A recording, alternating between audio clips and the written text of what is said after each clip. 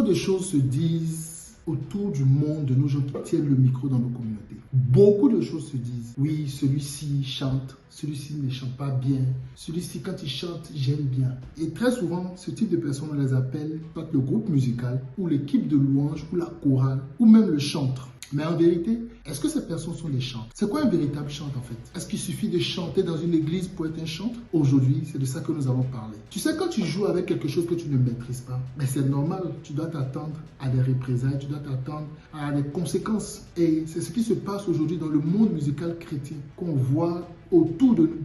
Mais nous allons en parler ce soir. Nous allons parler de toutes ces choses aujourd'hui. Alors, reste jusqu'à la fin de cette vidéo. Je crois que tu en seras béni. Bonjour, je suis Ange et bienvenue sur ma chaîne Le Providentiel. Nous sommes une chaîne chrétienne et aujourd'hui, nous sommes plus de 250, plus de 250 abonnés. Et c'est grâce à vous, vraiment, merci pour la confiance. Et je crois, Dieu, que vous êtes bénis certainement. Et je veux t'encourager à t'abonner si ce n'est pas encore le cas, à partager, à commenter les différentes vidéos qui sont sur la chaîne. Tu pourrais les retrouver quelque part juste en haut là. Il y a des vidéos qui seront là pour te bénir et pour te donner de croître dans ta vie spirituelle. Aujourd'hui, nous sommes en train de parler des chantres. Nous sommes en train de parler de ceux-là qui chantent dans nos églises, ceux-là qui chantent dans nos communautés, ceux-là qui prennent le micro et qui nous bénissent avec des mélodies. C'est très bénissant. Mais nous sommes en train de vouloir parler d'eux aujourd'hui. Qui sont les chantres? Pour le comprendre, nous allons faire un peu un voyage. Nous avons dit que nous sommes une chaîne de YouTube où nous parlons de la Bible, des choses de la Bible.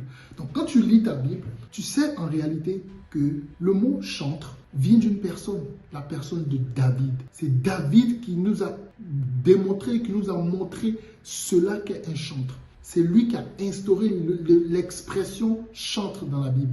Donc, pour mieux organiser la louange auprès de l'Éternel, David a établi des personnes qui devaient rester dans la présence de Dieu, des personnes qui devaient prendre le temps avec Dieu. Il les a tirés des Lévites et il leur a dit, vous restez dans la présence de Dieu, vous apprenez à adorer Dieu, vous apprenez à vous connecter à Dieu. Et au-delà de cela, ces personnes-là ont été appelées chantres. Donc, ce sont ces personnes-là qui passent du temps avec Dieu, où Dieu vient à eux et ils se donnent à Dieu. Dieu se donne également à eux. Et quand on a besoin de Dieu, quand on a besoin autour d'une cérémonie, on a besoin de faire descendre Dieu dans une assemblée, on va les chercher et ils viennent et ils nous envoient Dieu, ils font descendre Dieu. Voilà cela qui étaient les chantres au temps de David. C'était des personnes consacrées. Tout ce qu'ils faisaient était consacré. Tout ce qu'ils étaient était consacré. Leur famille était consacrée à un seul sacerdoce, le fait d'être dans la présence de Dieu. Ils étaient presque jamais en dehors. Et tout ce qu'ils faisaient, comme je disais, était consacré à l'Éternel. Tout ce qu'ils touchaient était consacré à l'Éternel. Même leurs lèvres, leur bouche était consacrée à l'Éternel parce qu'ils ne parlaient pas de tout, ils ne disaient pas tout, ils ne mettaient pas leur bouche dans tout. Leur bouche n'allait pas partout. On va le lire ensemble pour que tu comprennes, que tu vois que c'est pas ce que moi je veux dire, mais c'est ce que ta Bible te dit. Prends avec moi ta Bible dans le livre de Psaume 39, le verset 1. Lisons ensemble ce qui est écrit. Psaume 39, le verset 1. Et je lis. Au chef des chantres, à Yedutun, psaume de David, je disais, je veillerai sur mes voies, de peur de pécher par ma langue. Je mettrai un frein à ma bouche tant que le méchant sera devant moi. Tu vois, c'était des gens qui savaient ce que coûtaient leurs lèvres, leur langue. Et ils savaient exactement cela que coûtaient leurs mots. Du coup, ils ne se permettaient pas de dire tout et n'importe quoi à tout moment. C'était ceux-là qu'on appelait les chantres. Des personnes consacrées qui passaient beaucoup de temps, tout leur temps, je vais dire, dans la présence de Dieu. Mais qu'est-ce que le chantre aujourd'hui? Malheureusement, on constate quelque chose dans nos églises, dans notre communauté, que parce que quelqu'un a une belle voix, parce que quelqu'un a certaines connaissances musicales, parce que quelqu'un sait chanter, il prend juste le micro et il commence à chanter dans l'assemblée. Il a une très belle voix et on l'aime et il est notre chantre et on l'a trompé. Parce que beaucoup de personnes ne comprennent pas cela. Ils ne savent pas qu'au-delà de cela, il y a des enjeux. Au-delà de juste prendre le micro et chanter, il y a des enjeux qui y sont. Oui, ils sont trompés. On les a même blagués. Pourquoi est-ce que je dis cela? Je dis cela parce que lorsque quelqu'un a une belle voix ou un talent musical, et qu'il aime le domaine de la louange, il se lance dans ce domaine. Il passe beaucoup de temps, il apprend les codes, il apprend à chanter, il fait des répétitions. Et un matin, parce qu'il a acquis certaines compétences, on l'appelle le chantre de l'Éternel, comme on aime à le dire, le chant de l'Éternel. Et on l'a blagué. Pourquoi? Parce que je pense que là, c'est un peu la faute des gens de l'église. C'est un peu la faute des gens de notre communauté qui blaguent ces personnes en leur faisant croire qu'ils sont arrivés, qu'ils sont des chantres. Non, pourquoi? Simplement parce que voilà, ils ont soit une belle voix, ils ont de belles harmonies vocales, ils ont une bonne technique musicale ou vocale. Et surtout quand tu chantes, tu commences à frissonner. Tu te dis que waouh, le gars, si vraiment, quand il chante, il y a la présence de Dieu, etc. Mais ce que le peuple ne sait pas, c'est que dans la musique, il y a des techniques.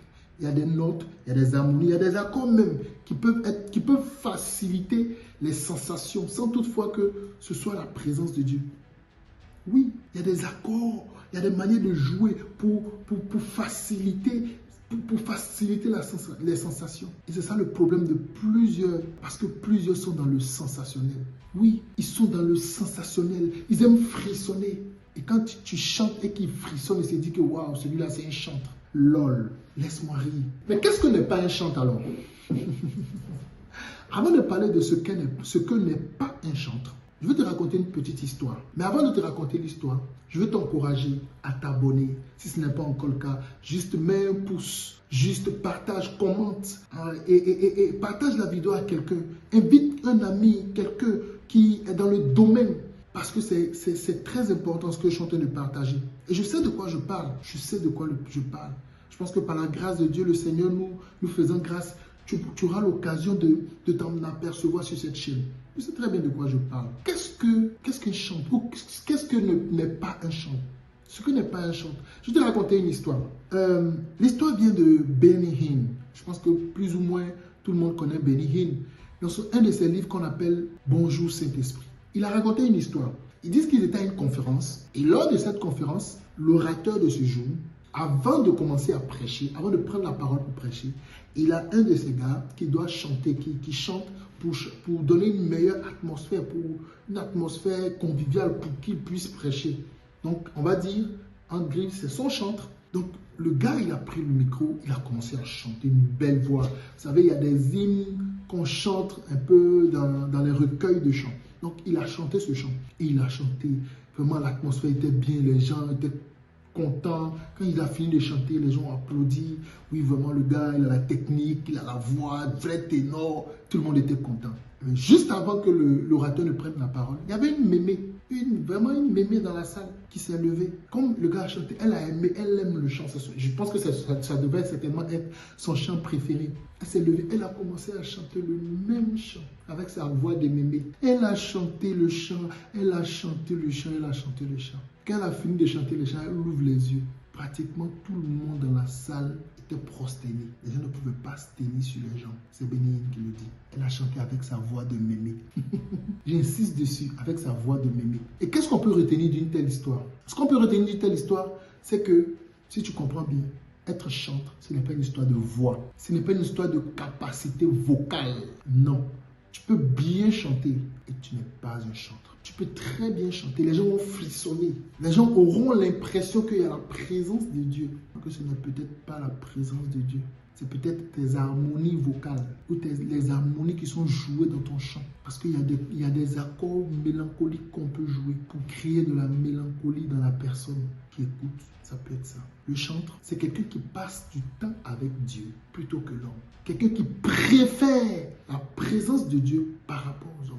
Et le chantre ne rend pas ministère à l'homme pour des raisons pécuniaires. Or, plusieurs de nos artistes chrétiens gospel chantent parce qu'ils ont besoin d'argent et ils veulent monnayer leur talent. Ils ne le font pas par sacerdoce. Voilà pourquoi très souvent, tu entends beaucoup de sujets de scandale parce qu'ils touchent à quelque chose de sacré. C'est quelque chose qui est très sacré. Et ce sacré, nous allons en parler dans la prochaine vidéo à ce sujet. Au risque d'être trop long aujourd'hui. Voilà, nous sommes au terme de cette première vidéo et je pense que j'ai vraiment manqué de temps d'aller plus en profondeur. Je n'ai même pas eu le temps de parler des différents scandales qu'il y a dans ces différents milieux et des artistes chrétiens. Et si tu veux que je fasse une autre vidéo sur ce sujet, mets-le en commentaire, juste écris-le en commentaire. Et certainement, on fera un autre sujet sur les scandales, sur comment on arrive au scandale et pourquoi il y a les scandales. Parce qu'il faut que les gens comprennent ces choses pour qu'ils sachent qu'il y a quelque chose auquel on ne touche pas. Il y a des choses avec lesquelles on ne joue pas et ils sont en train de jouer certainement avec le feu. Qu'ils comprennent, parce que n'est-ce pas que la Bible nous dit l'homme périt faute de connaissance. Il faut que tu connaisses, sinon tu vas savoir que tu vas comprendre que tu es en train de jouer avec quelque chose que tu ne maîtrises pas. Je suis Ange le Providentiel et merci d'avoir suivi la vidéo jusqu'ici. Je t'invite à mettre un clic, à partager la vidéo et dans la description, je vais mettre le titre d'un livre que tu pourras peut-être aller lire. Et je te mettrai également le livre sur Bonjour le Saint-Esprit, c'est cadeau pour toi. Je te le partagerai dans la bio de la vidéo. Et il y a également un lien WhatsApp. Si tu as des questions, s'il y a des choses que tu ne comprends pas, tu pourras m'écrire directement et tu viendras ensemble, on va discuter et le Seigneur m'aidera certainement pour t'aider. Merci encore d'avoir suivi la vidéo jusqu'ici et que le Seigneur te bénisse. Shalom.